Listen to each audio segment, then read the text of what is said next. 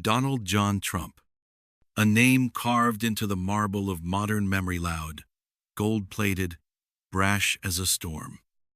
Yet beneath the neon and headlines, what lingers? What sleeps in the shadows of power poorly wielded? Tonight, dear dreamer, we drift not into myth or ancient ruin, but into a tale both recent and restless. A tale of excess and ego, of chaos cloaked in confidence. The story of a man who rose not from the noble soil of statesmanship, but from the glass towers of spectacle. A president unlike any before him, and perhaps unlike any who will follow. So tuck yourself beneath the weight of the blankets, and let the noise of the world fade, as we begin this strange descent into one of the most divisive and disruptive presidencies in American history. It began, as many tragedies do, with a performance. The year was 2015. The stage, a gilded tower in Manhattan. From an escalator descending in theatrical fashion, he announced a campaign few believed would last. Yet the message, angry, nostalgic, defiant, caught fire. He spoke not of unity, but of walls. Not of hope, but of enemies. The forgotten, the disillusioned, the enraged, they listened. They followed. With a businessman's swagger and a showman's flair, Donald Trump shattered the decorum of American politics. Truth became optional. Scandal, a currency. His rise through the Republican primaries was relentless, fueled by spectacle, controversy, and a mastery of media manipulation. Twitter became his pulpit, rallies his kingdom. In November 2016, against all odds and polling, he seized the presidency. The world blinked in disbelief. What followed was not governance in the traditional sense, it was governance by disruption. From the first day, chaos bloomed like weeds in the rose garden. He lied openly, confidently. The crowds at his inauguration, the biggest ever. The pandemic, it'll disappear like a miracle. Climate change, voter fraud, foreign interference, fact became fiction, and fiction became dogma. Truth itself bent under the weight of repetition. Allies were alienated. Enemies were courted. Generals were praised, then discarded. Advisors cycled in and out like wind through revolving doors. A record number of staff departures. 2 impeachments. Countless investigations. But perhaps the darkest hour came not from what he said, but from what he refused to say.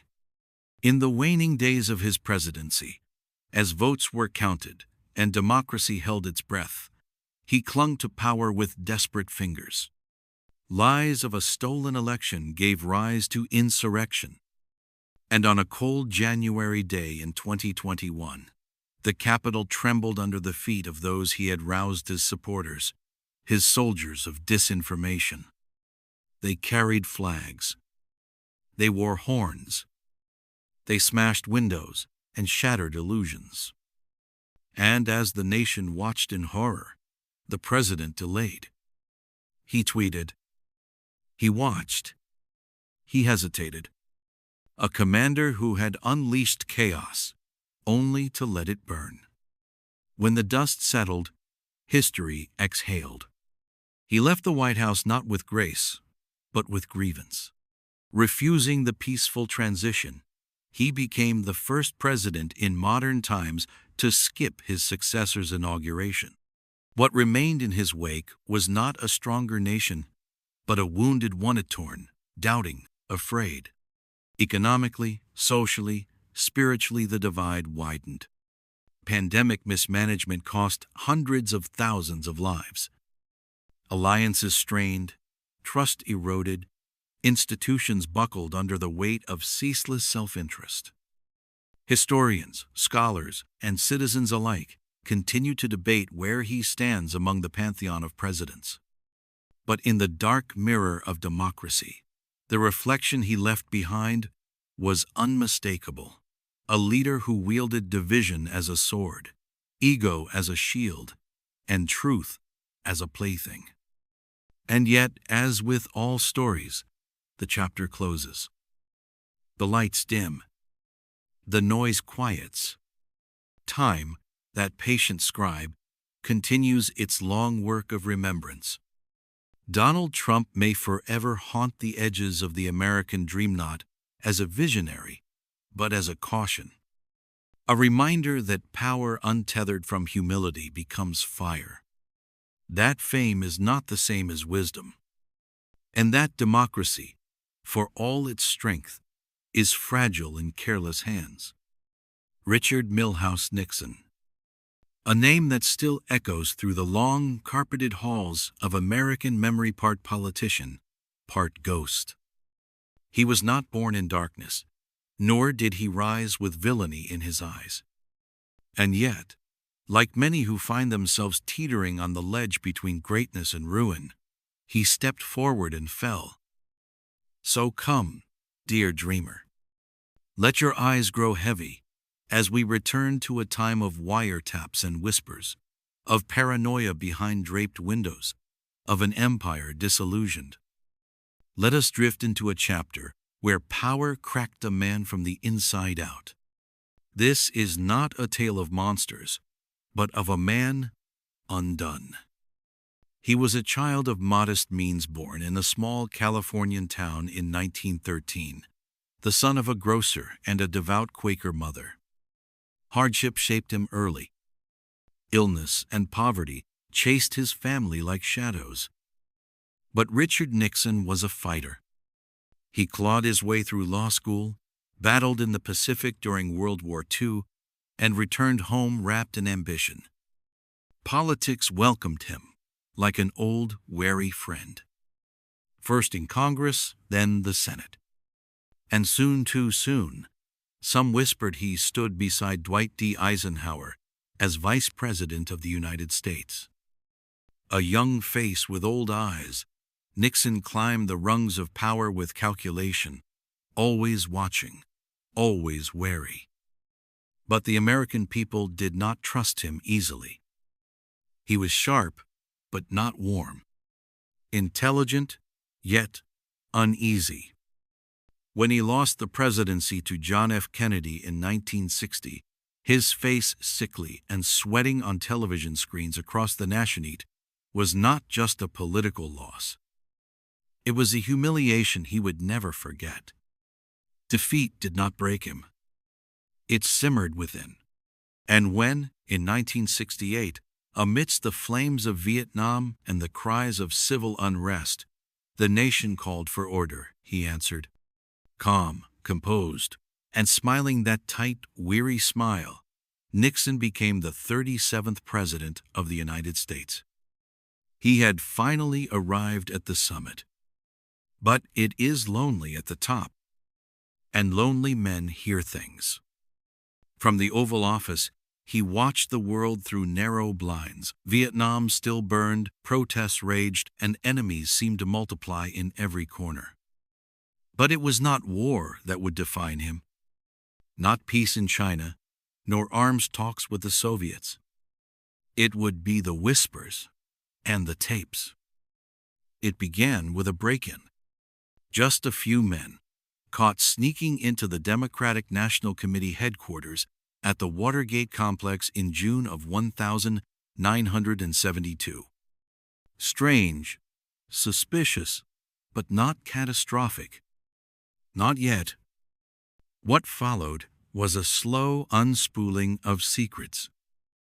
Each revelation another brick removed from the dam. There were payments, cover-ups, recordings, hours, and hours of Nixon's own voice, captured by a system he himself had installed.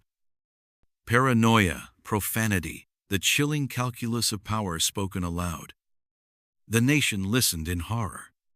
The truth was not just in what he had done, it was in how he spoke, how easily trust had been discarded, how far the office had fallen.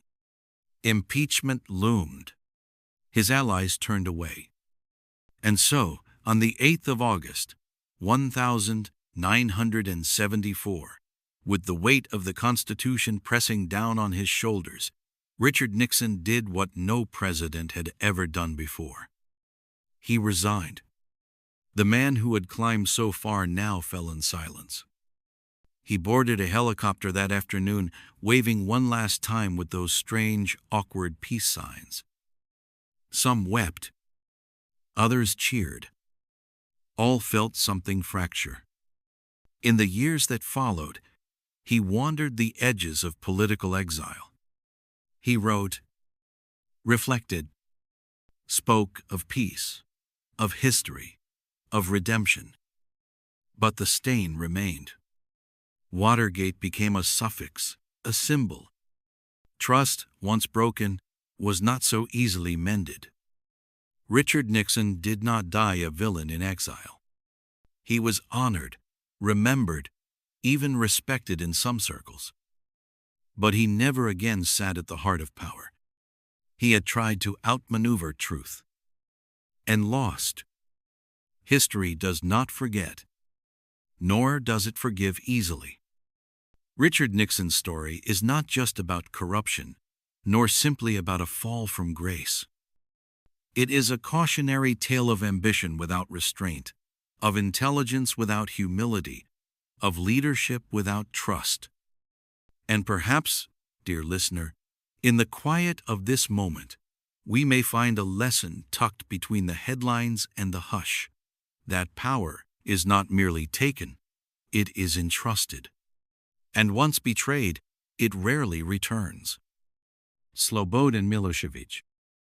A name that drifts like smoke across the scorched pages of late 20th century Europe, bitter, charred, and thick with the scent of unrepentant power. Tonight, dear dreamer, we drift into the shadows of modern history, into a tale not of medieval madness or ancient despotism, but of a cold, bureaucratic brutality cloaked in nationalism and ambition. This is no mythic tyrant or forgotten pharaoh. This is a man in a suit, a voice through a microphone, a president who became a specter of ruin. Close your eyes, let the horrors soften into history, and breathe in the tale of the man once called the Butcher of the Balkans. He was born in 1941 in the small Yugoslav town of Požarevac, beneath skies already heavy with war. A boy shaped by silence and suicide. His father, then later his mother, both took their own lives. Tragedy lived in his house like a guest who never left. Slobodan Milošević studied law, mastered rhetoric, and climbed, not with flair, but with calculated obedience. He was gray in personality, beige in speech. And yet, he understood something deep and dangerous about the soul of a fragmented land, that fear could be harvested, that history could be weaponized.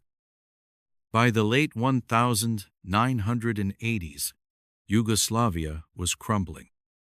A federation of republics, stitched together after World War II, was coming apart at the seams. Ethnic tensions simmered beneath the surface, old grievances reawakened. Milošević rose not as a healer, but as an arsonist with a calm smile. In 1987, during a speech in Kosovo, he found his voice and the tone that would echo through the next decade. No one should dare to beat you again. With those words, he transformed himself into a nationalist savior. The audience roared. The machine was in motion. He became president of Serbia, then later the puppet master behind the scenes of Yugoslavia's final unraveling. He spoke of unity, of Serbian dignity, of protection from imagined enemies. But in his wake came tanks, fire, and blood. Slovenia broke away first, brief, bitter, and gone. Then Croatia, where old hatreds rose like smoke from burned villages. But it was Bosnia that became the black hole of Milošević's legacy. from 1992 to 1995, Bosnia descended into hell. Ethnic, cleansing the words themselves, cold, clinical, and monstrous became policy. In towns with names soft on the tongue, like Srebrenica and Prijedor, the soil ran red. Over 100 people were killed, millions displaced. Camps, sieges, snipers on rooftops, mass graves swallowed by forests. Milošević never pulled a trigger. He sat in offices. He held meetings. He smiled on television. But his fingerprints lay across every shattered door, every broken child, every silent home. He funded, equipped, and directed forces under the guise of political protection. And then came Kosovo in 1998.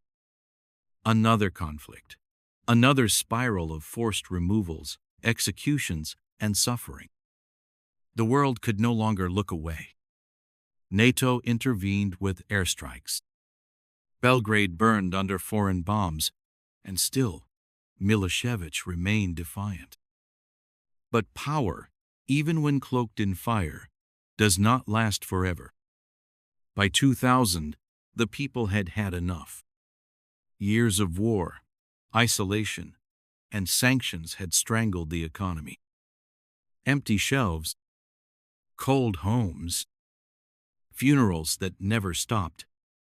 Milošević, in an act of predictable arrogance, rigged an election in. The people rose. Protests flooded Belgrade. The parliament building was set ablaze. The police, once his sword, stood down. And finally, the gray man who had set his country aflame stepped aside. In 2001, he was arrested. Not by revolutionaries, but by the slow hand of international law. Extradited to The Hague, he stood trial before the International Criminal Tribunal for the former Yugoslavia, charged with genocide, crimes against humanity, war crimes. But fate, that elusive judge, refused to allow a verdict. Milošević died in his cell in 2006 of a heart attack. Alone, unrepentant, unpunished by law, but condemned in memory. He left behind a nation broken into pieces, Serbia, Croatia, Bosnia, Kosovo, still bearing the scars of division and distrust.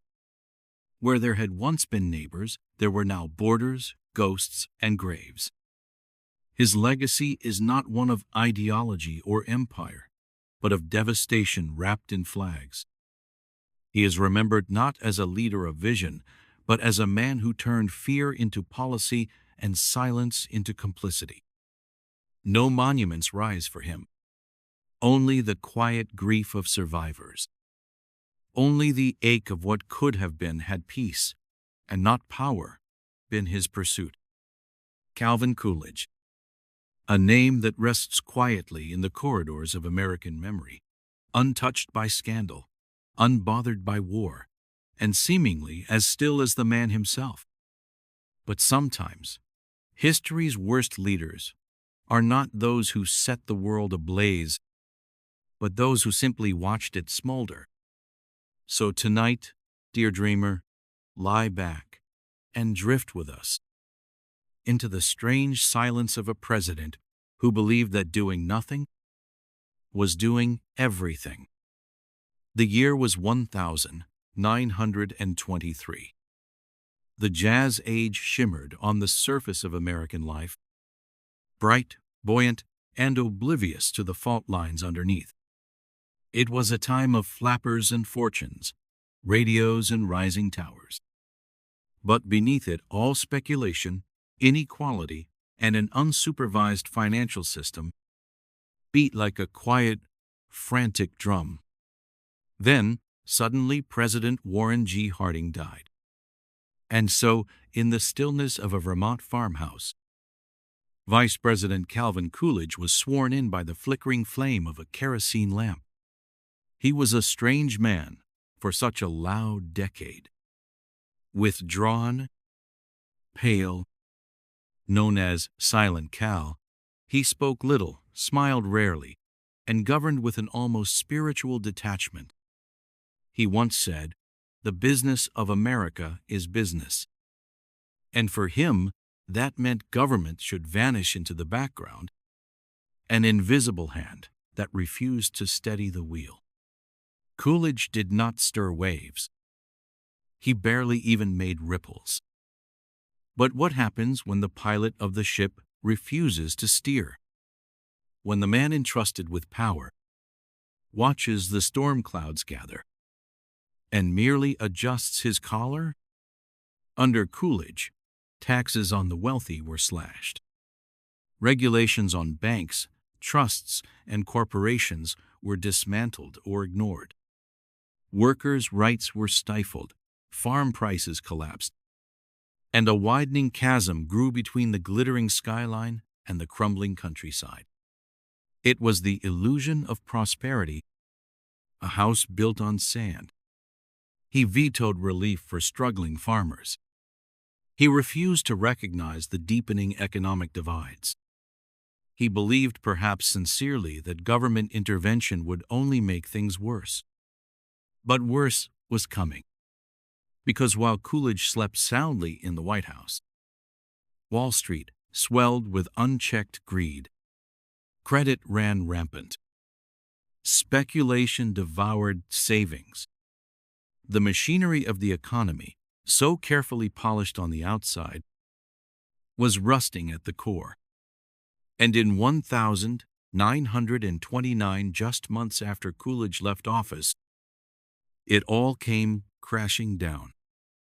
The Great Depression began not because of what he did, but because of what he refused to do. They say it is not always thunder that ruins a nation. Sometimes it is silence. Coolidge lived long enough to see the disaster unfold, but never admitted fault. He kept to himself, scribbled in diaries, and vanished into the quiet hills of New England, as if he had never led the nation at all. He was a president of restraint, of stillness, of principled passivity. But what is the virtue of restraint? When the fire is spreading? What comfort is found in a man who speaks not at all? As the world begins to crumble, history remembers many terrible leaders, those who lied, who stole, who sought only power. But Calvin Coolidge? He may be remembered not for what he did, but for what he didn't. He was a man of marble composure, a statue come to life, who, when history needed motion, remained perfectly still. George W. Bush. A name once spoken with casual ease in the ranch lands of Texas, later echoed with fury through the corridors of war, and muttered in disbelief across global cities cloaked in dust and fear. Born the son of a president, the grandson of a senator, he inherited not only a family legacy but the immense weight of an American dynasty. And yet, by the twilight of his presidency, that legacy would hang heavy like a painting turned askew, tilted by tragedy, misjudgment, and war. So lie back, dear listener. Let your breath slow. Let history unspool like a threadbare American flag at half-mast. This is not a tale of monsters, but of men fallible, earnest, misled. This is the story of George Walker Bush. He came to power in a year when the world still felt whole. The year 2000, the century new. The internet young, the towers still standing. And yet, even his arrival was troubled. The election was not won, but wrestled from the hands of chaos, a tangle of ballots and lawsuits, hanging chads and Supreme Court decisions. For 36 days, the nation waited, breath held, as democracy wavered. And when the decision fell, it did not fall with peace, but with bitterness. Still, George W. Bush stepped into the White House with a smile, speaking of unity and compassion, of being a uniter, not a divider. His cowboy charm disarmed many. His faith, deeply worn and quietly spoken, gave him purpose. But beneath the surface, something uncertain stirred. He was, by many accounts, a man of conviction but convictions, not born of deep study, nor shaped by rigorous debate. He governed on instinct. Simplicity was his strength and his flaw. For 9 months, his presidency drifted quietly. Tax cuts, education reform, a modest agenda, a nation only half listening. Then came the fire. The sky fell. It was a Tuesday morning, September 11th, 2001, and the world stopped turning. Smoke poured from the New York skyline.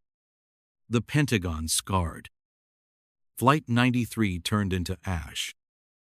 The age of innocence was gone, and in its place rose something colder, something endless. Bush, frozen in a Florida classroom as the whispers reached his ear, would later find his voice in a megaphone atop the rubble. His words were strong. The world rallied. But in the shadow of unity came decisions that would echo for generations. With the world's sympathy behind him, he turned to vengeance. First, Afghanistan swift, justified.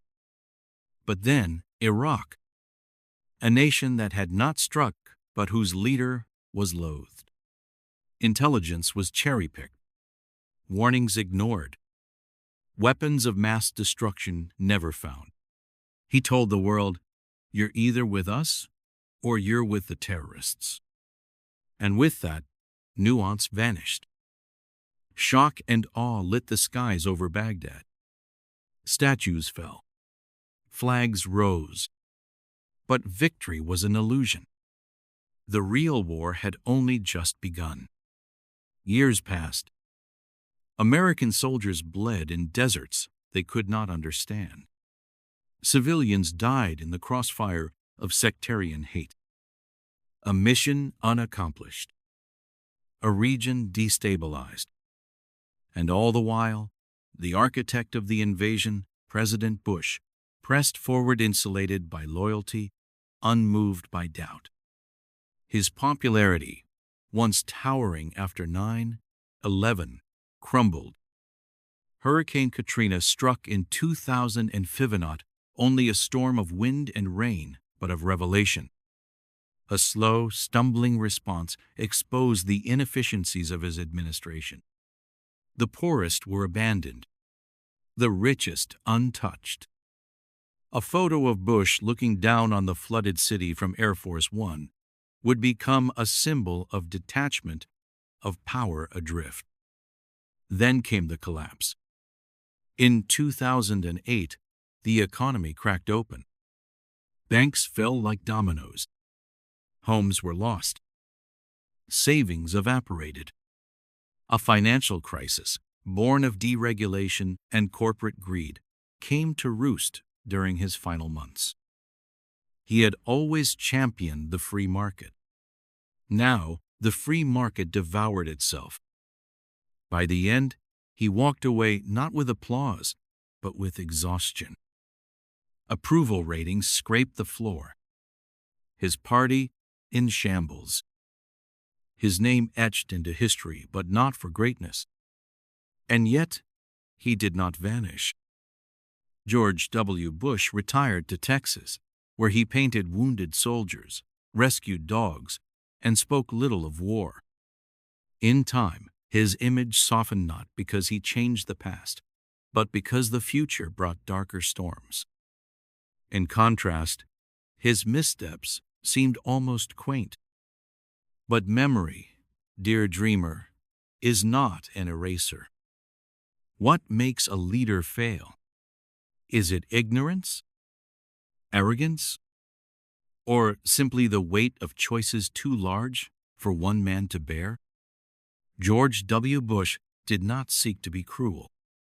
He did not dream of disaster. But he ruled in absolutes, and the world is not absolute. His was a presidency of division, of fire, of sand. A decade defined by fear, wrapped in flags, drowned in loss. Hugo Chávez, a name that once echoed through oil fields and crowded plazas, that rode the airwaves like a thunderclap of revolution only, to curdle into the rusted silence of empty grocery shelves and forgotten dreams. His tale begins not in ruins, but in promise. And as the stars glimmer faintly above the sleeping city, we drift into the story of a man who rose with a banner of hope and fell beneath the weight of his own creation. Let us begin. Soft candlelight over faded photographs. Slow pan across a rain-washed street in Sabaneta. He was born in 1954 in the dusty town of Sabaneta, Venezuela just. Another boy among 6 brothers, selling sweets with his grandmother and dreaming of baseball glory. But the diamond fields gave way to barracks, and soon young Hugo Chávez found himself in olive green, marching through the ranks of the military, eyes gleaming with the fire of Simón Bolívar's ghost. The 1980s were years of collapse. Oil money had fed a brittle system. Now, as prices fell and inflation rose, the people of Venezuela grew restless and hungry. Chávez, still a young officer, watched the decay with a simmering heart.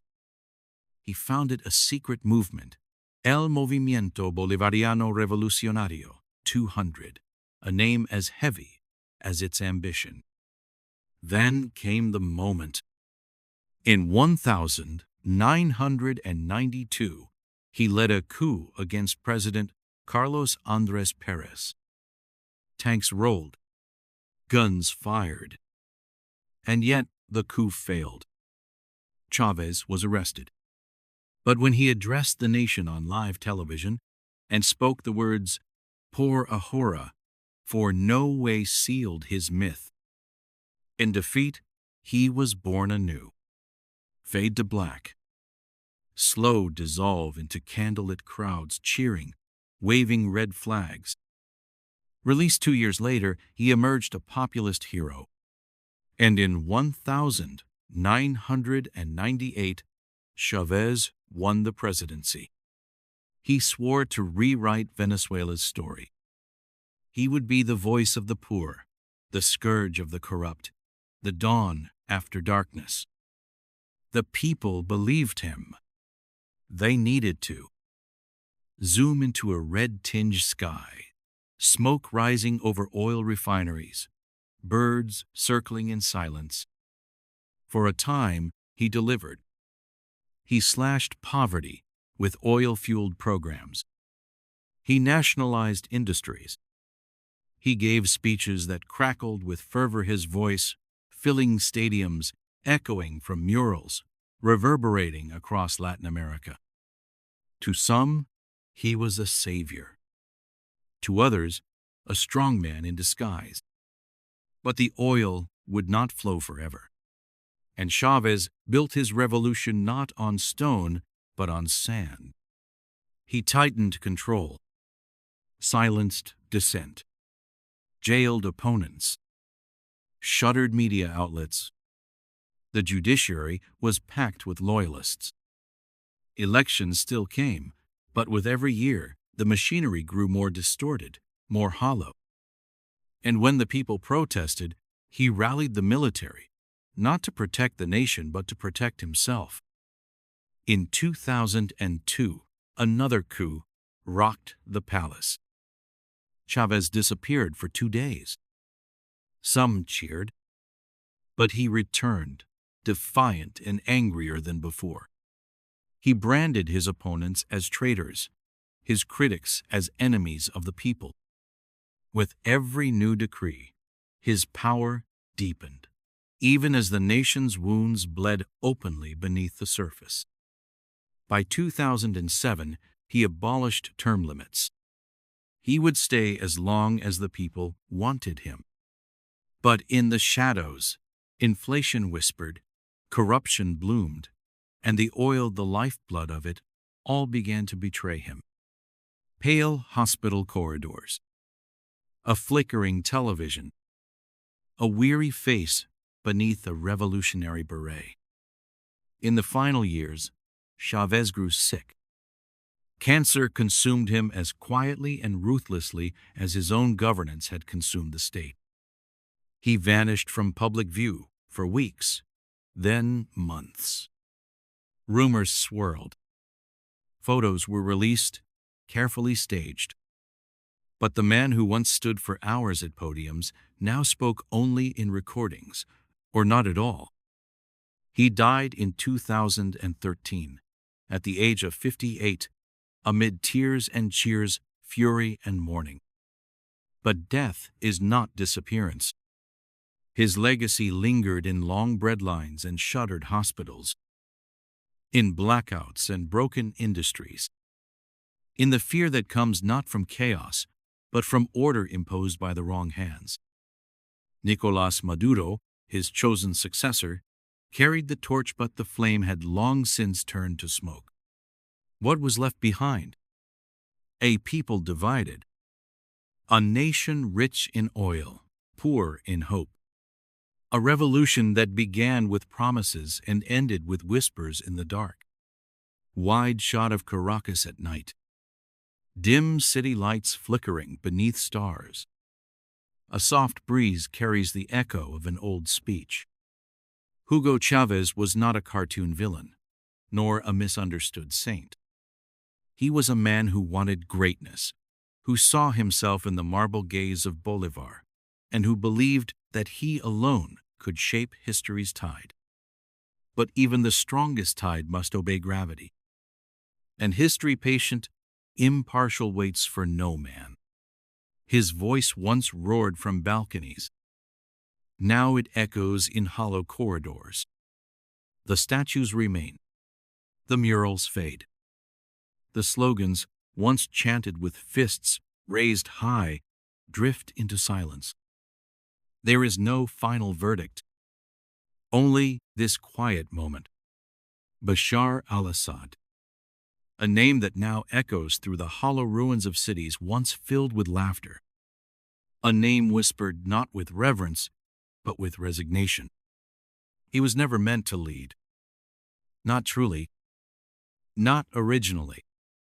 And yet, in the dust of dynasties and the stillness of a father's shadow, he rose. Not as a savior, not as a symbol, but as a son who would come to rule not with vision, but with vengeance. Tonight, dear dreamer, we will wander the darkened halls of a presidency forged in quiet cruelty. A tale of a man who came to power with soft eyes and stilled words, and whose silence proved far more fatal than shouting ever could. So lie back, let the weight of the day fall gently from your shoulders, and close your eyes. Let us begin. Bashar al-Assad was born into the house of a ruler, but he was never meant to inherit it. The second son of Hafez al-Assad, Syria's unyielding president Bashar, grew up away from the spotlight. His older brother, Basil, was the crown jewel, charismatic, commanding, already adorned in military garb, and groomed to inherit the Iron Throne. Bashar, by contrast, studied medicine. He left for London, far from the blood and smoke of Syrian politics, to become an ophthalmologist, a healer, a man of the eye. But fate, ever cruel, turned its gaze. In 1994, Basil died suddenly in a high-speed car crash. The heir was gone. And so Bashar was summoned home. From sterile examination rooms to the darkened offices of military command, his path changed overnight. He did not ask to lead, but neither did he refuse. The machinery of the state moved quickly. Syria was not a land where power was passed down with permission. It was shaped in silence and inherited through shadow. Bashar was pushed through the ranks military school, press conferences, loyalty pledges. The constitution was changed to lower the presidential age. He was 34. He became president in the summer of 2000, as the world watched with hesitant hope. Perhaps, they whispered, he would be different. Perhaps the doctor would see what the general could not. At first, the signs were cautious but promising. Internet cafes opened. Political prisoners were released. A brief Damascus spring blossomed timid debates, journals, cautious expressions of thought. But spring turned quickly to frost. The brief opening slammed shut. Those who had spoken were arrested. The old regime, still pulsing in the veins of government, reasserted control. Bashar, the gentle reformer, vanished behind the stoic mask of a dictator. The truth was simple and sad. He may not have craved power, but he would not surrender it. For years, Syria stagnated in the tight grip of surveillance and fear. The walls of the Mukhabarat secret police listened more than they guarded. Corruption festered. Censorship prevailed. And then the world changed. In 2011, the Arab Spring swept across the region like a wave of long-held breath. In Syria, it began with children. In the southern town of Dara, a group of schoolboys scribbled anti-regime graffiti on a wall. "Your turn, doctor." For this, they were arrested, tortured. The people marched, demanded justice. Bashar's regime responded with bullets. What began as a protest soon spiraled into a war. Peaceful marches turned to barricades, barricades to battlefields. And Bashar, once a healer, ordered his armies to cleanse the country of dissent. Cities were shelled, civilians bombed, the prisons filled with screams. And then came the unthinkable: chemical weapons. In Ghouta, in Khan Sheikhoun, and in too many other places to name, the air turned deadly. Chlorine, sarin, the invisible poisons drifted through kitchens and nurseries. The world watched the footage, children foaming at the mouth, twitching, silent, lifeless. Red lines were drawn by the international community, then erased. And through it all, Bashar stood still, flat-eyed, calm, unmoving, as if the suffering was distant thunder, barely audible through palace walls. With help from Russia and Iran, his grip on power held. Foreign fighters propped up a regime drowning in its own people's blood. Opposition fractured. The war dragged on. Starvation was used as strategy. Siege as sentence. Entire generations grew up knowing nothing but war. Hospitals were targets. Schools turned to rubble. Aid was blocked. Villages vanished. And Bashar remained. Not triumphant. Not beloved. Simply immovable. A statue made of silence. By 2025, the war has long since passed its first decade. Over 500,000 lives lost. Over half the population displaced. A nation hollowed out. And Bashar al-Assad, doctor, son president, ghost still rules. No vision. No healing. Only survival. Not for Syria, but for himself. History may not forget him, but it will not remember him with grace. Not because he was loud, or mad, or hungry for glory, but because he knew and still chose the darkness. He could have been different. He could have been the doctor who healed his country. Instead, he became the surgeon of its silence. Benjamin Harrison, a name once spoken with hope and solemn pride, now murmured with forgetfulness. A name caught between the shadow of his grandfather and the storm of history he failed to shape. He was the 23rd President of the United States, and the most forgotten. Tonight, dear dreamer, we drift into the waning twilight of the Gilded Age, where corruption glittered like gold, and honor often crumbled beneath its weight. Let us wander through the legacy of a man whose power proved hollow, whose reign was loud, yet left little echo. Let us remember Benjamin Harrison. He was born with legacy in his veins.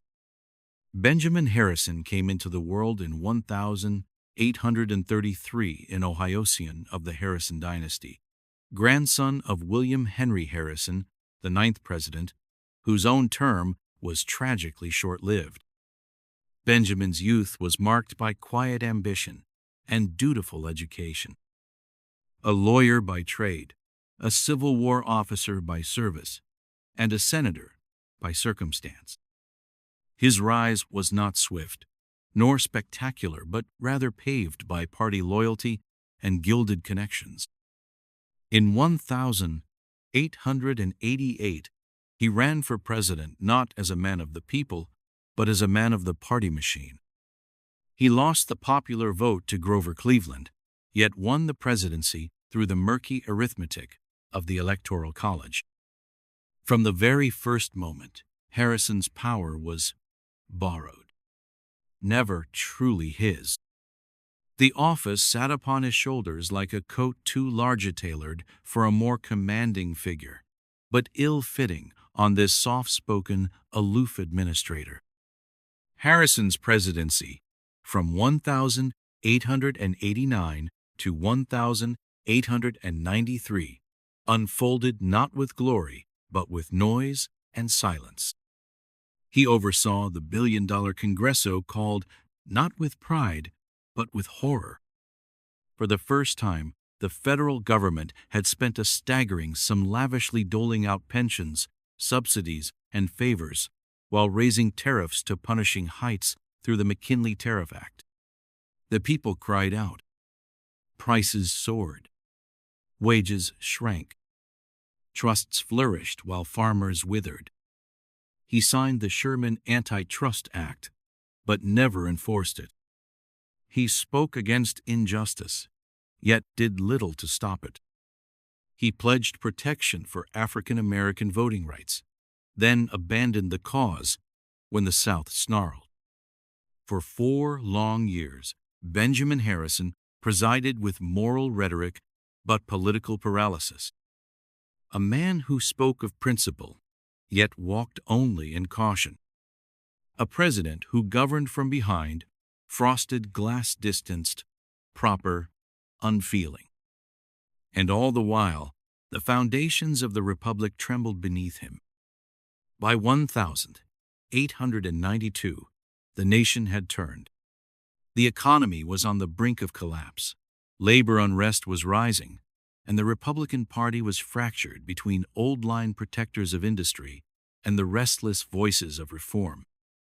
Grover Cleveland returned like a ghost from the past, and this time he crushed Harrison at the polls.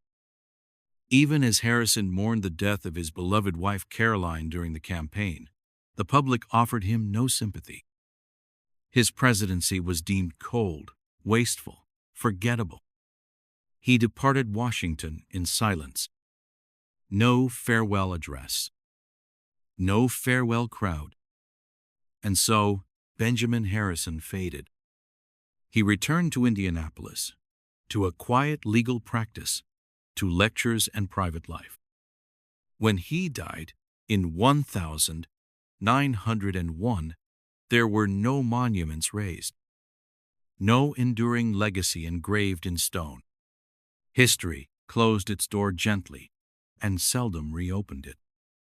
What is failure in a president? Is it corruption or is it absence? Is it abuse of power or the refusal to use it? Benjamin Harrison did not lie, cheat, or steal. Yet his name is etched faintly in the long ledger of American leaders, weighed down by his inaction, his aloofness, and his forgettable rule. He was not the worst by scandal, but perhaps by silence. A man who held the highest office in the land and left the lowest imprint. And so, dear dreamer, let this be a lesson murmured through the veil of time. Power without purpose is dust. And silence, in the face of need, is louder than any speech. Pol Pot. A name that echoes not through triumph, but through the hush of vanished voices and the haunted silence of mass graves.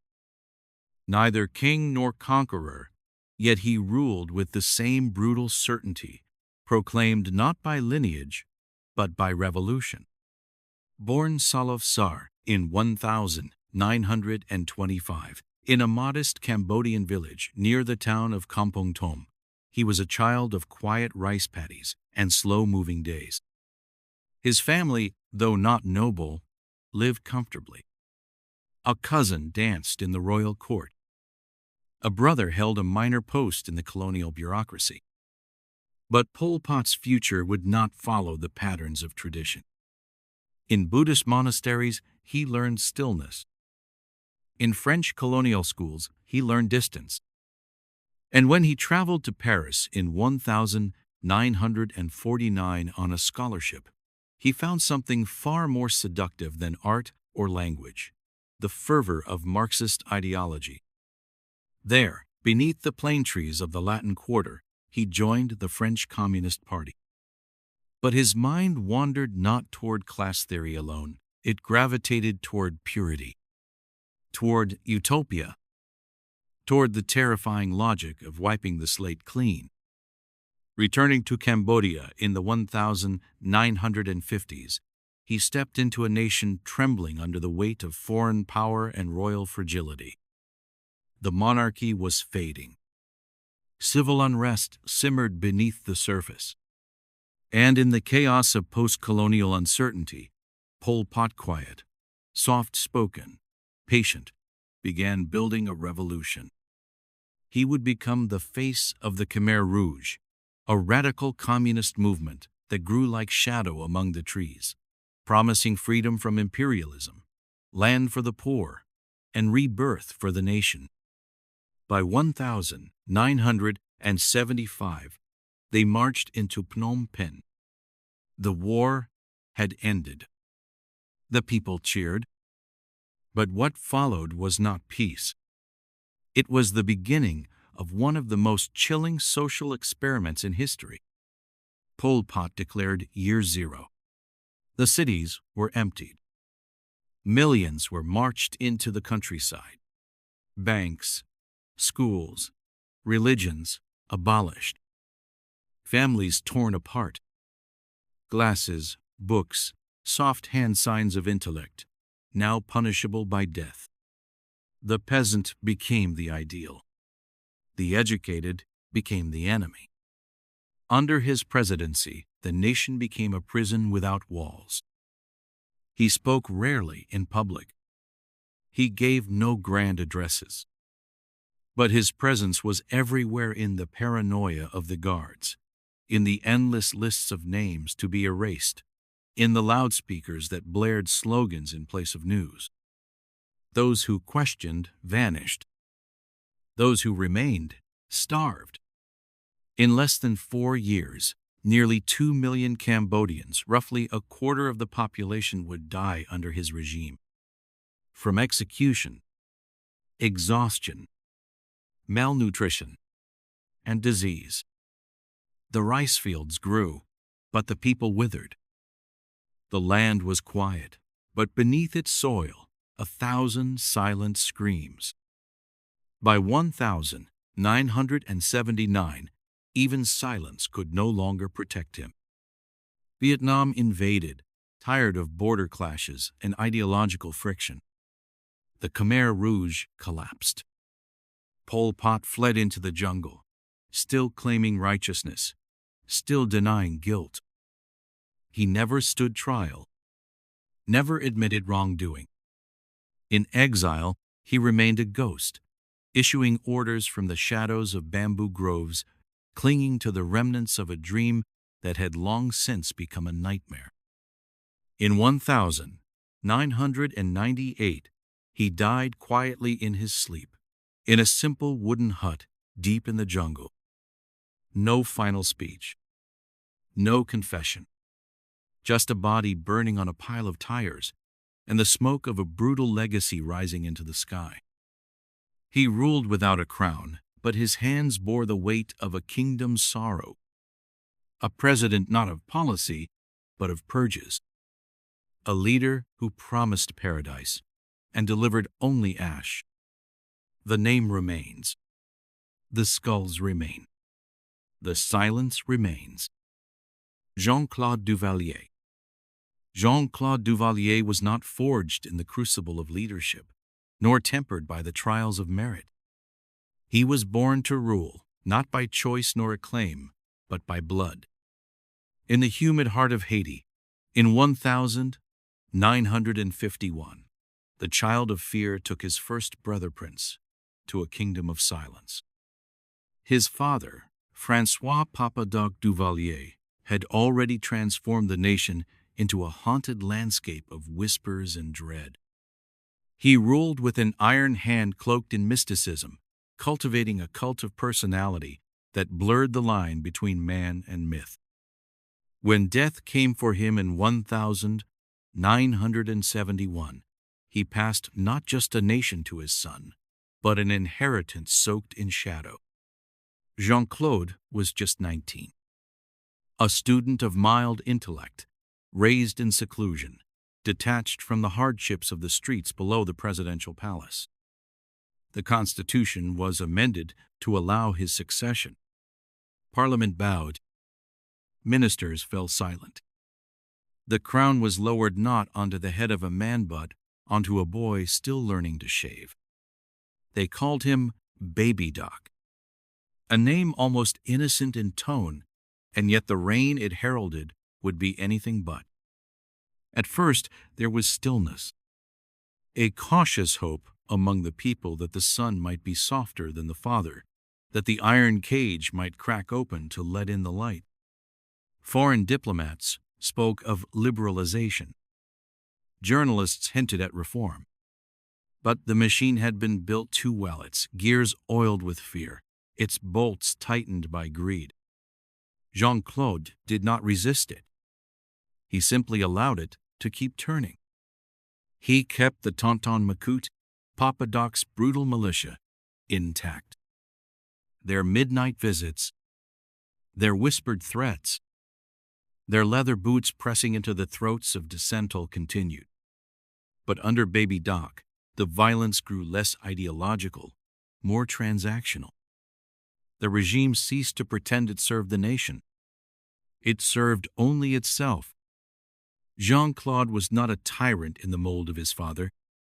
He was not a master of fear, but a creature of indulgence.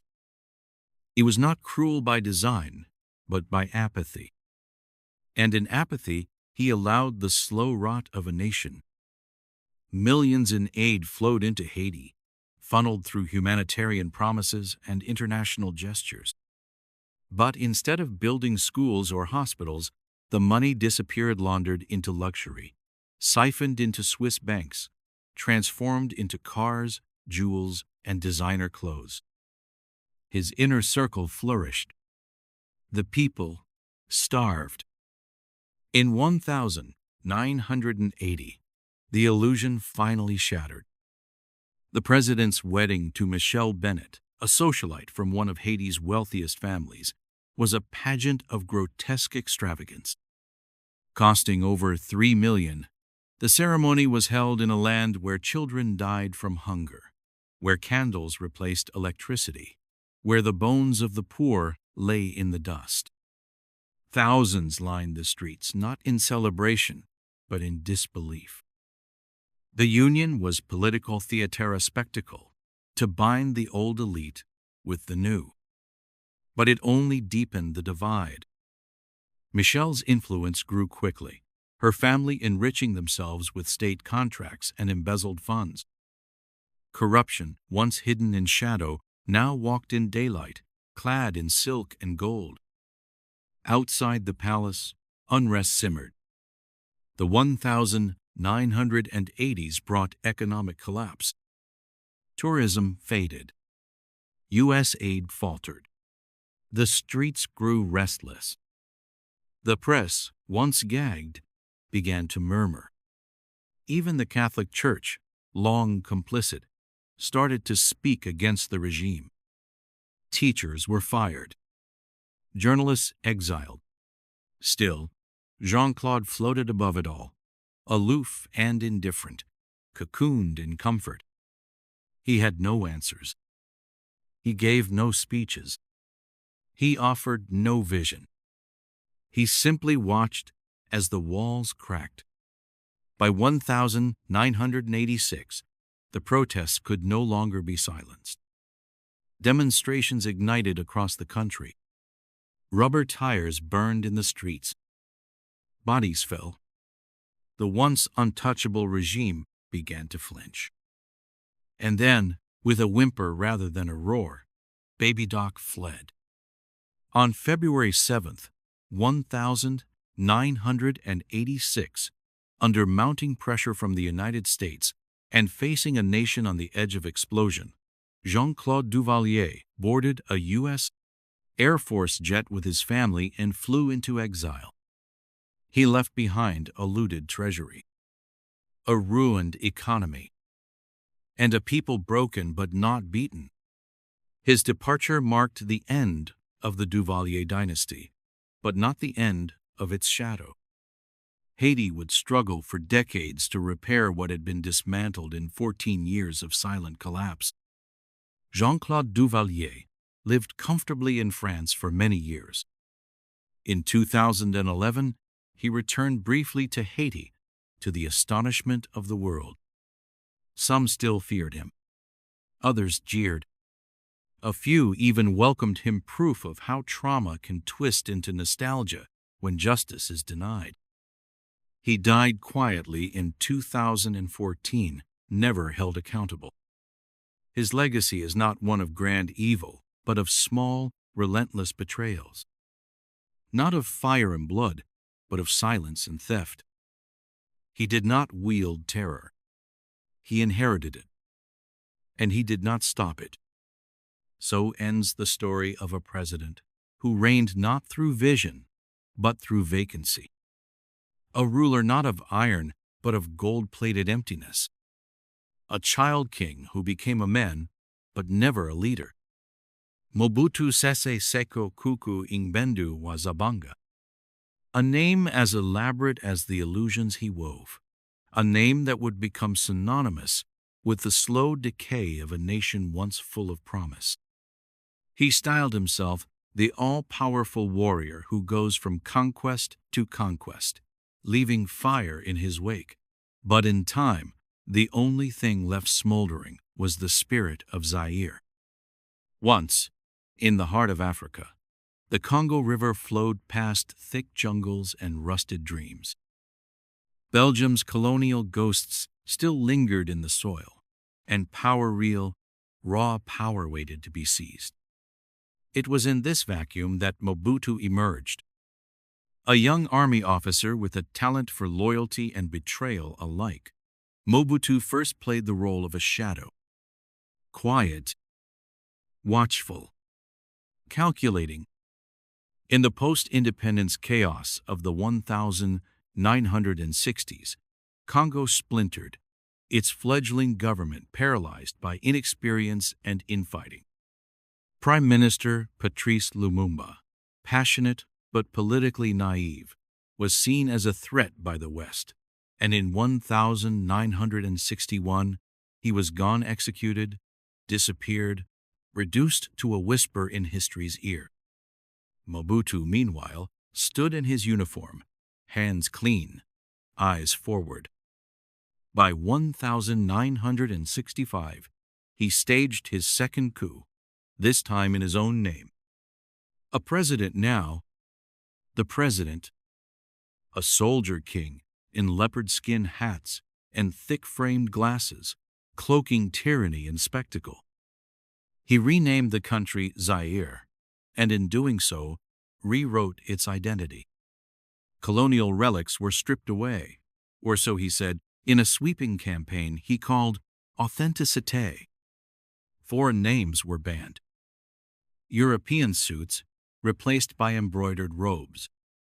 His own name, transformed Mobutu Sese Seko Kuku Nbendu wa Zabanga, mouthful of grandeur, designed to dazzle and dominate.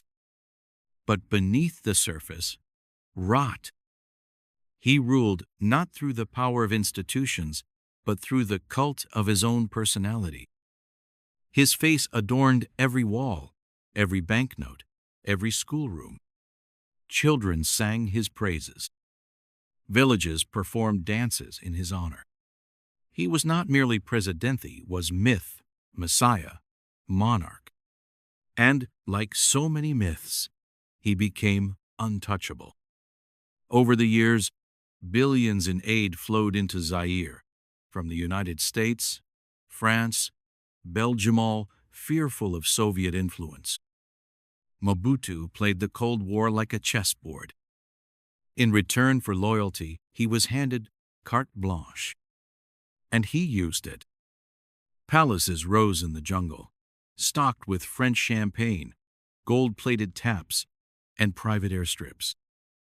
In a land where most citizens lived on less than $1 a day, Mobutu's fortune swelled into the billions. He flew to Paris for shopping sprees, while in Kinshasa, hospitals lacked bandages and schools crumbled. Corruption was not a byproduct of the system, it was the system. Ministers embezzled openly. Soldiers went unpaid. Teachers begged in the streets.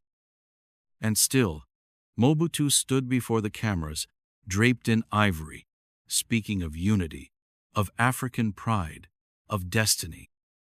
But a nation cannot eat symbols. As the years dragged on, Zaire's economy collapsed. Infrastructure fell apart. The once beautiful capital became a graveyard of unfinished buildings and broken lights. Inflation soared, and with it, despair. Mobutu, aging and ill, withdrew deeper into luxury, his inner circle shrinking, his paranoia rising. He shuffled ministers like cards, ensuring no one grew too powerful. He exiled, imprisoned, or executed potential rivals. The press? Muzzled. The opposition? Crushed. By the 1990s, the Cold War ended, and with it, Mobutu's strategic value. The West turned its gaze elsewhere.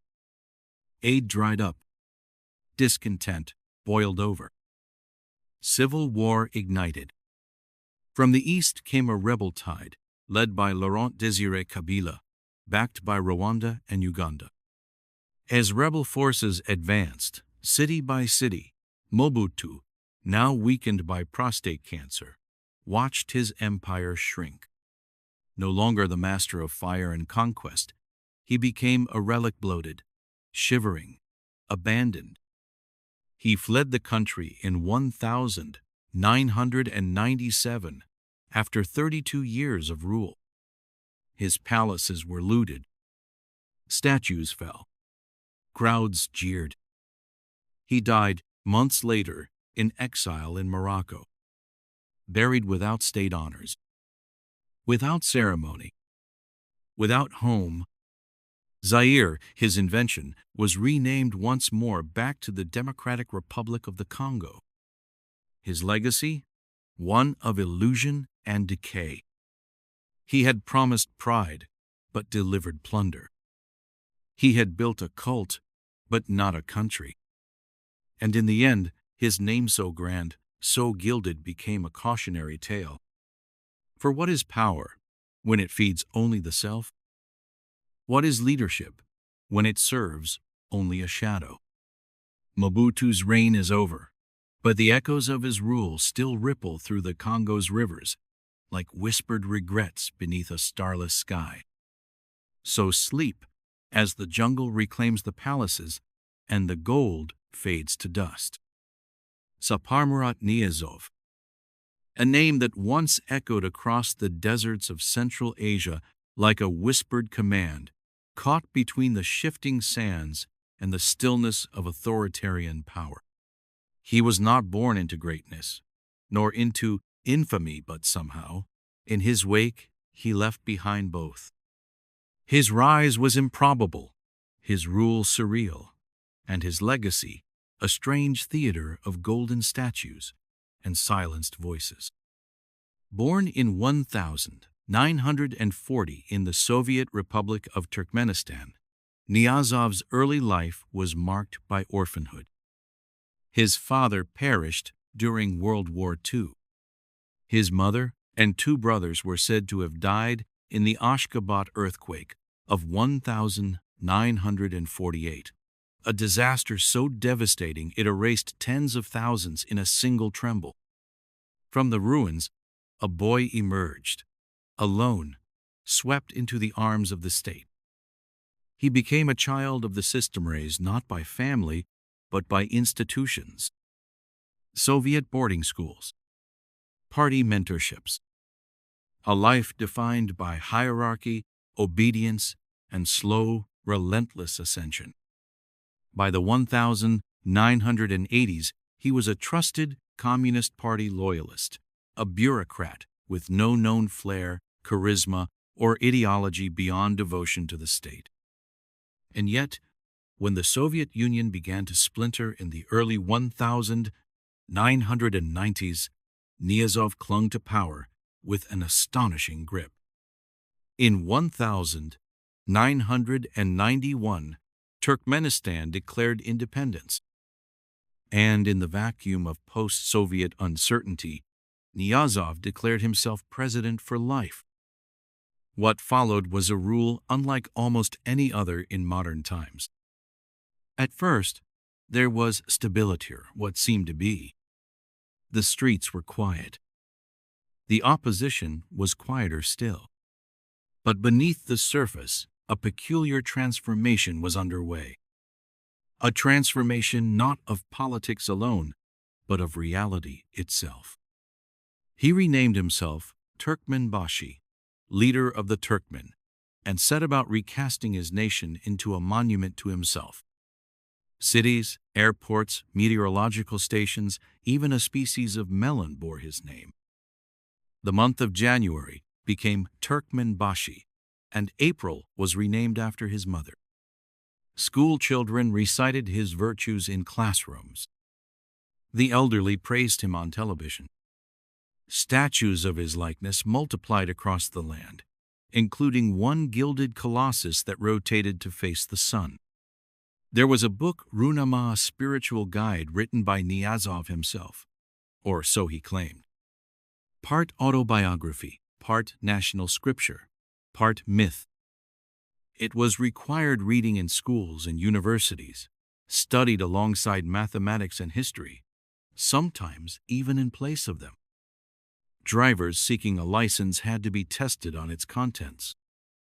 It was launched into space aboard a satellite to orbit the Earth as a celestial scripture for eternity.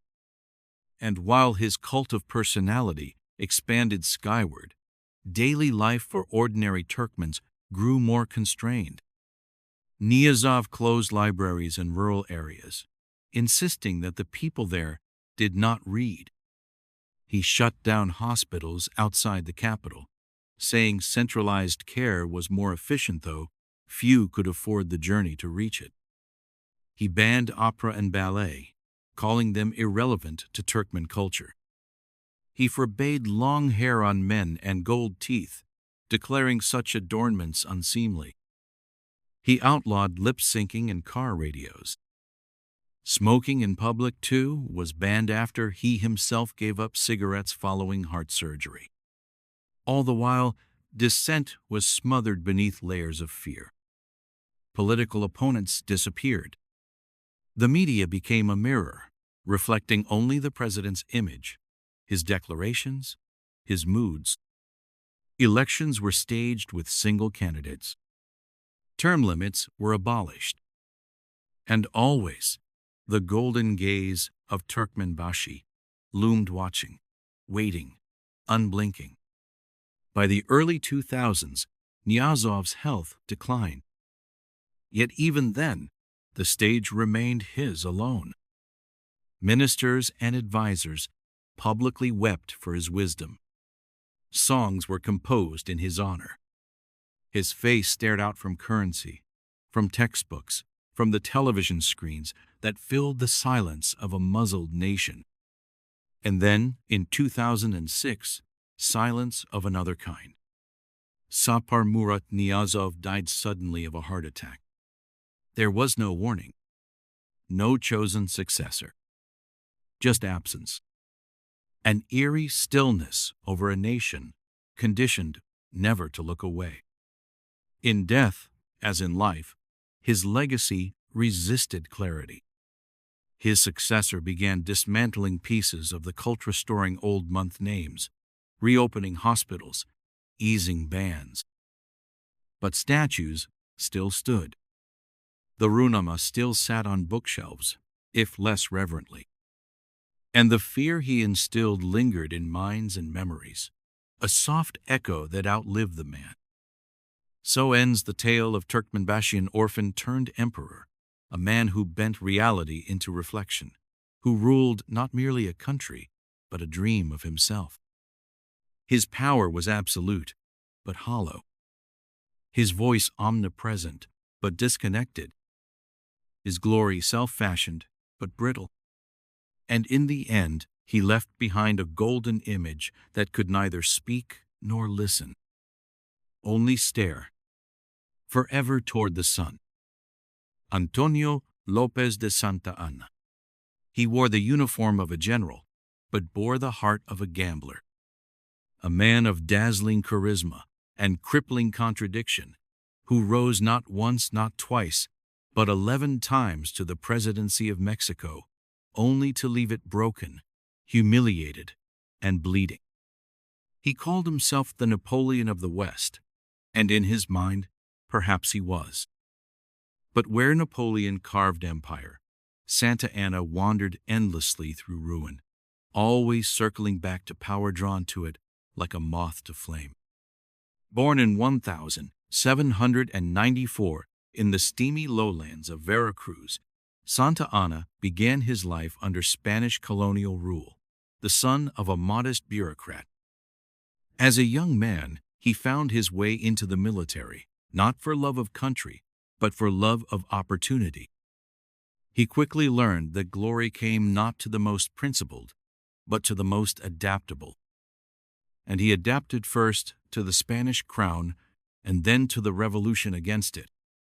He fought on both sides, changed allegiances with the shifting winds, and by the time independence was won, he had already learned the art of spectacle.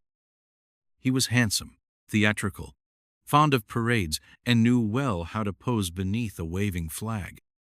He cast himself as a savior, a war hero, a guardian of the republic and, later, of dictatorship. He was what the moment required, until the moment required something else. Mexico, still young and raw in the 1820s, needed stability, unity, a compass pointing forward. What it got instead was Santa Anna. His first presidency arrived in 1833, but he barely governed at all, preferring his hacienda over the palace, delegating power while reserving fame. What began as absence soon turned to interference, and interference to domination.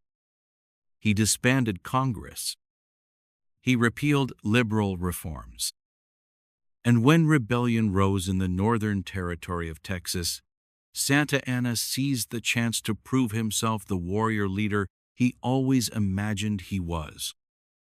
It was a disaster. He marched north to crush the Texan revolt with dreams of martial glory. At the Alamo, he won, though, at a cost of blood and reputation. But it was at San Jacinto, lulled into arrogance, that he met his ruin. In just 18 minutes, his army was decimated, and he himself was captured, cowering in disguise. To save his life, he signed away Texas. He returned to Mexico in disgrace, but disgrace could never hold him for long. In a country gripped by instability, the people often looked back to the familiar, even if the familiar had failed them. And so, time and again, Santa Anna returned praised as savior, remembered as victor, his failures rewritten in the haze of nostalgia. He would reappear in uniform, deliver promises laced with grandeur, and again be handed the reins of power. Each time, he left the country weaker than before. He sold off vast tracts of national land. He exiled rivals, imprisoned dissenters, silenced Congress. At one point, he declared himself not just president, but His Serene Highness, the most excellenta title grand enough to match his delusions, but hollow enough to reflect the truth. He spent public funds on personal vanity, held lavish ceremonies in honor of his own amputated leg lost, not to battle, but to a minor skirmish inflated into legend. He surrounded himself with sycophants, demanded blind loyalty, and allowed corruption to seep through every corner of the state. And while he obsessed over parades and pageantry, the storm was gathering once more. In 1846, the United States declared war. Mexico was fractured, impoverished, and exhausted. Santa Anna, exiled at the time, was invited back by both sides, each believing they could control him. He played them both, returning to Mexico with secret American permission, only to turn against them once again. But he had miscalculated. His armies were no match. City by city, Mexico fell. When the dust settled, nearly half the nation was gone.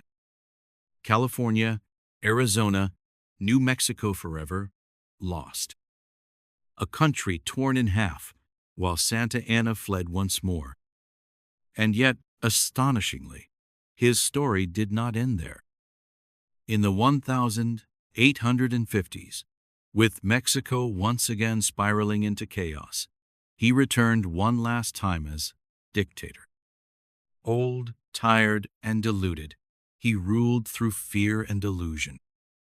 He imported luxuries from Europe while famine spread in the countryside. He gambled the nation's treasury on absurd schemes and wild inventions. He even tried to sell Mexican soil to foreign powers just to fund his own debts. Finally, in 1855, the people had had enough. A revolt swept through the land, and Santa Anna fled into exile, never to return. He died blind and penniless in 1876 in a rented room in Mexico City, long after the world had moved on. The man who had ruled the nation 11 times was buried without ceremony. No legions, no parades, only silence. What legacy does a man like Santa Anna leave behind? A caution, perhaps, of ambition without direction, of charisma without conscience, of what happens when a man confuses himself with the nation he claims to serve. He was not simply a bad president. He was a mirror held up to a fragile republic, reflecting its fears, its fractures, and its desperate longing for saviors no matter how false. Alexander Lukashenko, a name spoken in harsh syllables across a land that once dreamed of spring, only to awaken in endless winter. A man born of rural soil and Soviet steel. who rose not to lead but to rule. For decades, his shadow has lengthened over Belarus, stretching across generations like an iron fog. He was once called the last dictator of Europe, but time has made the title less a curse than a coronation. Let us begin.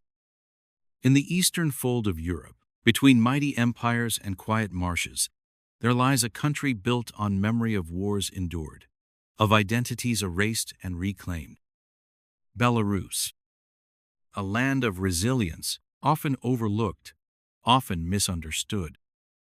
It was here, amid the crumbling remnants of the USSR, that Alexander Lukashenko first emerged not as a revolutionary, not as a visionary, but as a caretaker of ghosts. The year was 1994, and the world was changing. The Soviet Union had collapsed, its statues toppled, its flags folded. In its place, the newborn republics blinked into the light of independence, fragile and full of questions. Who are we now? Who will lead us forward? Belarus chose a man who promised to go back. He was a former collective farm director with a thick mustache and a populous tongue. He railed against corruption, posturing as a man untouched by power. In the chaos of transition, his simplicity was appealing. He won the presidency in a landslide. And then, slowly, the doors began to close. One by one, the institutions of democracy, young and uncertain, were stripped of breath. In 1996, Lukashenko rewrote the constitution through a controversial referendum, granting himself sweeping powers. The parliament was dissolved. A new legislature, hand-picked and loyal, took its place. The judiciary bent. The press, once curious, grew quiet. Belarus drifted backward, not toward the USSR, but toward something older, something colder. The cult of personality returned, not with grandeur, but with grayness. Billboards bore his face. News anchors praised his wisdom. Dissent became dangerous. What begins with silence often ends with fear. By the 2000s, Lukashenko had tightened his grip. Elections came and went, all declared fraudulent by observers, yet always granting him new terms. He spoke of stability, of tradition, of protecting Belarus from foreign chaos. But stability built on suppression is brittle, and tradition without truth becomes a prison. In 2020, the illusion cracked. That summer, amid a world gripped by pandemic, Belarus stirred. The presidential election, expected to be routine, sparked an earthquake.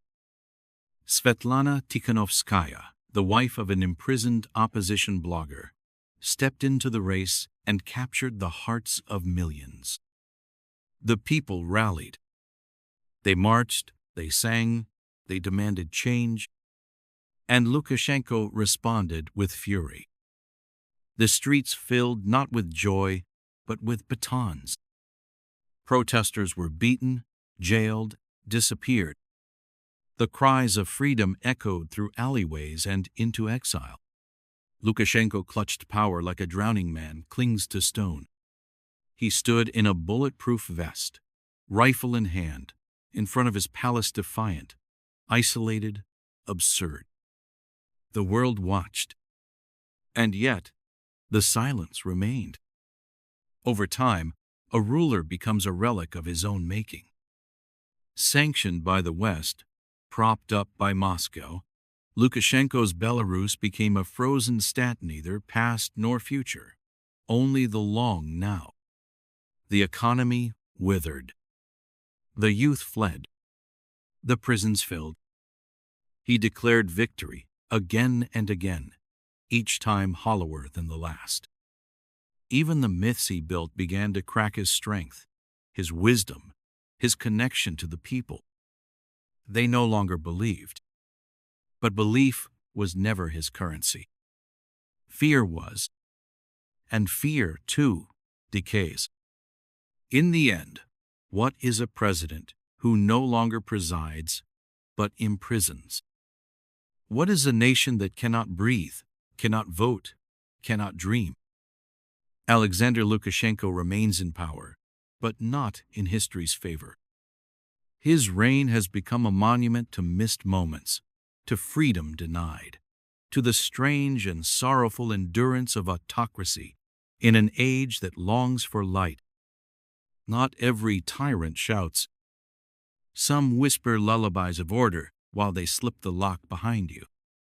So remember him not as a leader, but as a warning.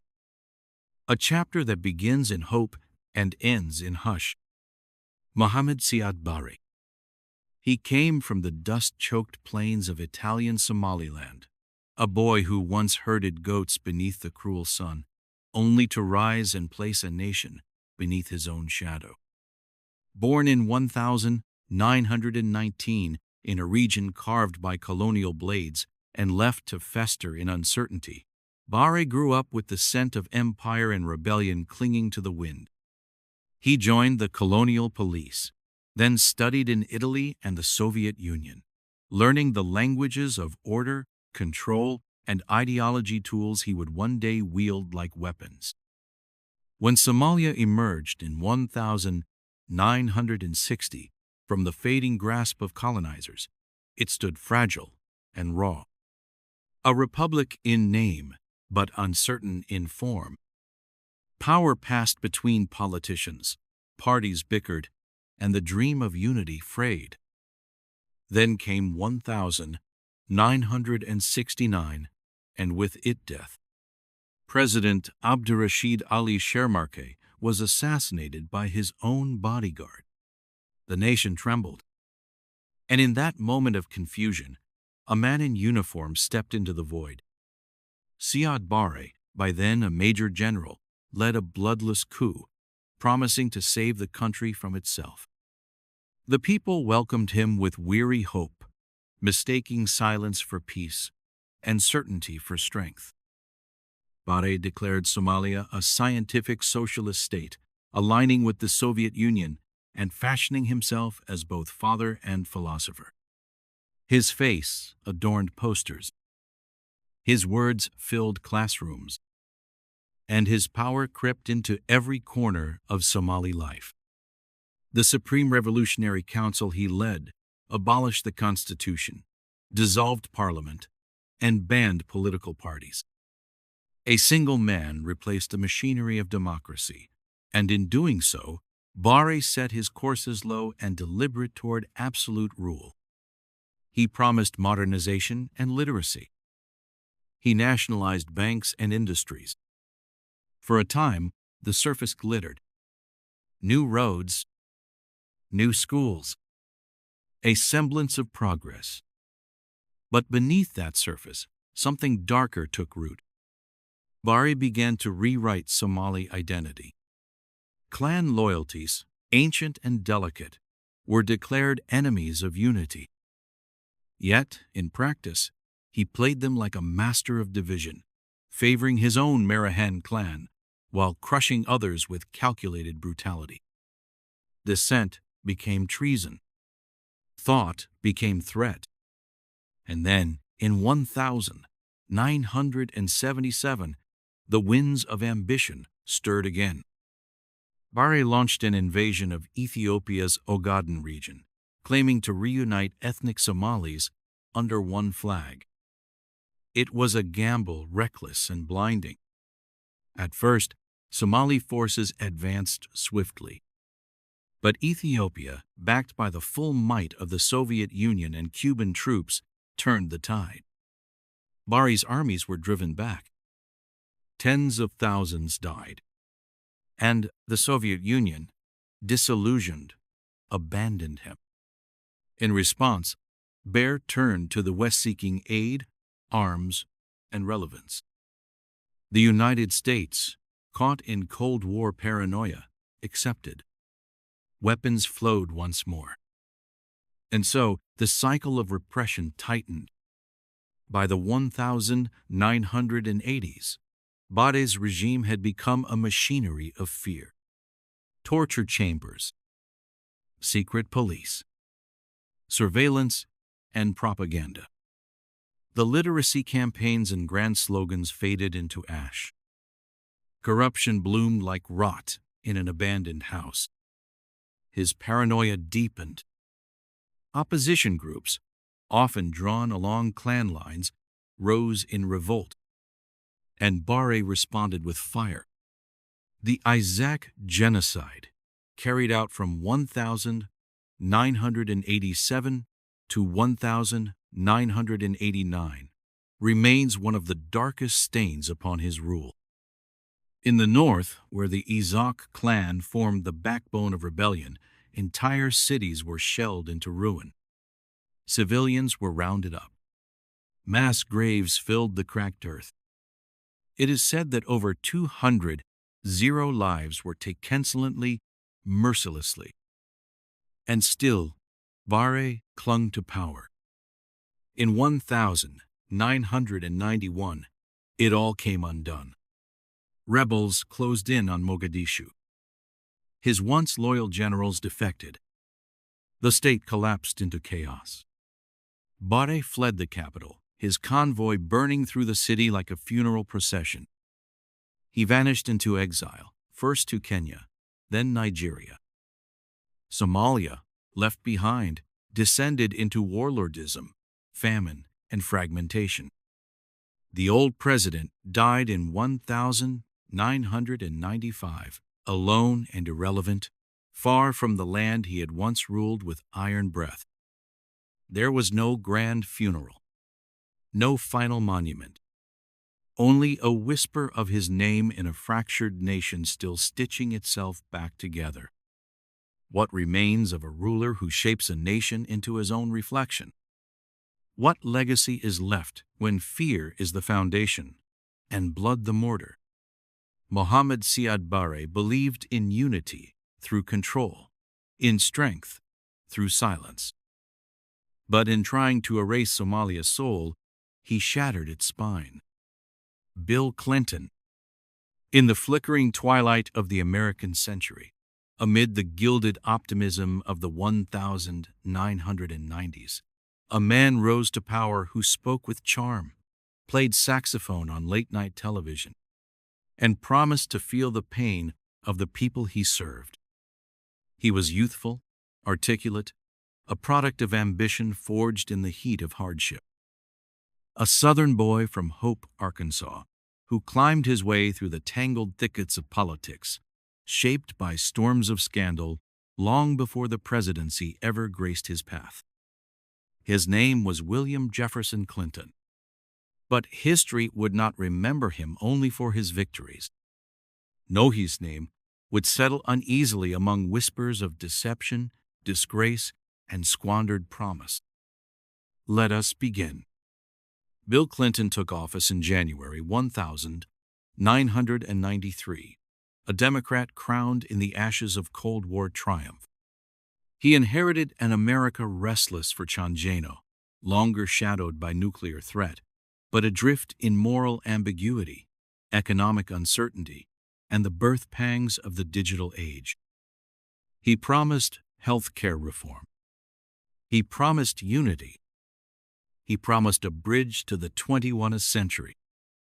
And at first, he delivered, at least on paper. The economy surged. Unemployment fell. The stock market danced. His approval ratings rose like steam from the American dream. But beneath the surface of those numbers, something darker brewed. Clinton was a man at war with himself. Brilliant, but undisciplined. Charismatic, but compulsively evasive. He would become a paradox in motion. A president who signed the North American Free Trade Agreement while courting the working class.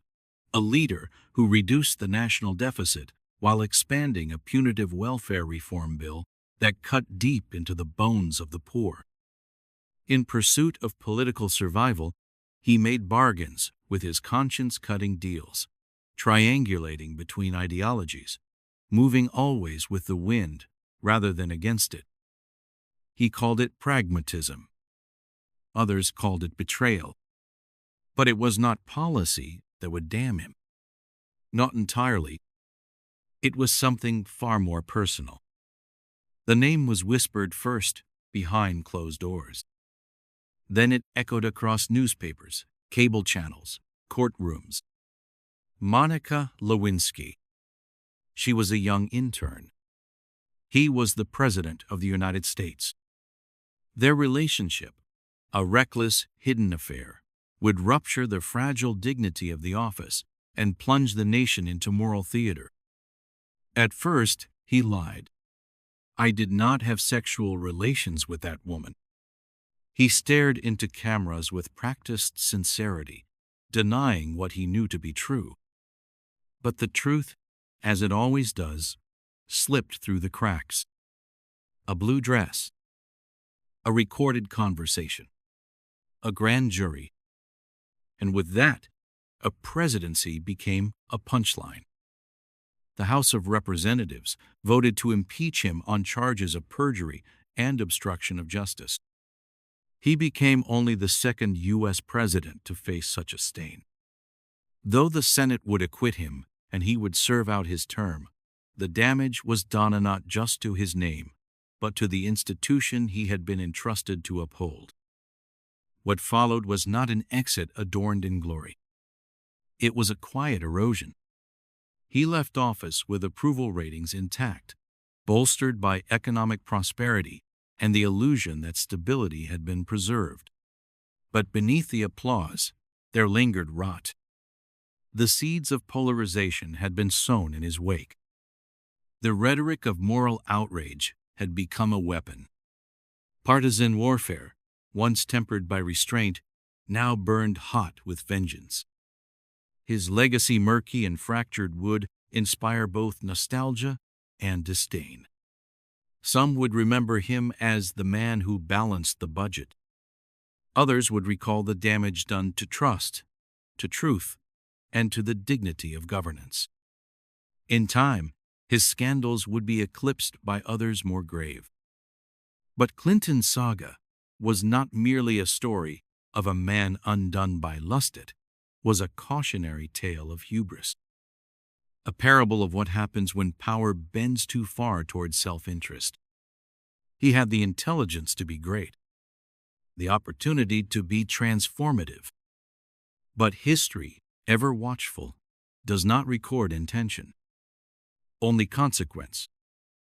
And so, the tale of Bill Clinton drifts towards silence, not with fire, but with smoke. He was a president who could have been more, a leader who soared, then slipped. His life a ledger of contradiction, visionary and manipulative, inspiring and tragic, beloved and resented. In the end, history offers no absolution, only reflection. Was it worth it? What might have been different had truth mattered more than charm? Had discipline triumphed over impulse? Perhaps the past cannot answer. It can only echo